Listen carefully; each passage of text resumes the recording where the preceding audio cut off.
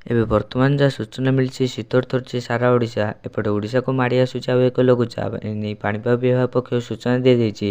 ଏହାଛଡ଼ା ଚାଷୀମାନଙ୍କ ପାଇଁ ଆସୁଥିବା ଲଘୁଚାପ ନେଇ ଆଲର୍ଟ ଜାରି କରାଯାଇଛି। ଯଦି ଆପଣମାନଙ୍କ ଅଞ୍ଚଳର ପାଣିପାଗର ସଠିକ୍ ସୂଚନା ପାଇବାକୁ ଚାହୁଁଛନ୍ତି ଭିଡ଼ିଓଟିକୁ ଶେଷ ପର୍ଯ୍ୟନ୍ତ ଦେଖନ୍ତୁ।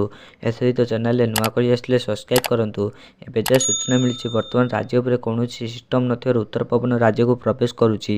ଫଳରେ ଥଣ୍ଡା ଅନୁଭୂତ ହେଉଛି। ତେବେ ଆସନ୍ତା 5 ଦିନ ଯାଏଁ ଏଭଳି ଥଣ୍ଡା ଲାଗି ରହିବ। ସେପଟେ ଟ୍ୱିନ୍ ସିଟିରେ 13 ଡିଗ୍ରୀ ତଳେ ଛୁଇଁଲା ପାରଦ।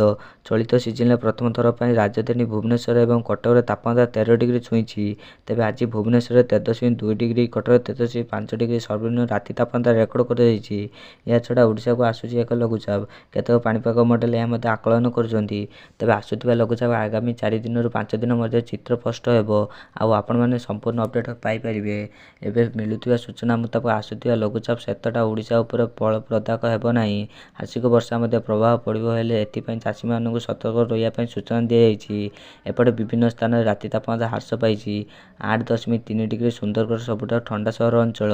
ତେବେ କନ୍ଧମାଳ ଓ ଉଦୟଗିରିରେ 8.4 ଡିଗ୍ରୀ, ଫୁଲବାଣୀରେ 8.5 ଡିଗ୍ରୀ, କୋରାପୁଟରେ 9 ଡିଗ୍ରୀ ଏବଂ ଭଦ୍ରକରେ 9.6 ଡିଗ୍ରୀ ତାପମାତ୍ରା ରେକର୍ଡ କରାଯାଇଛି।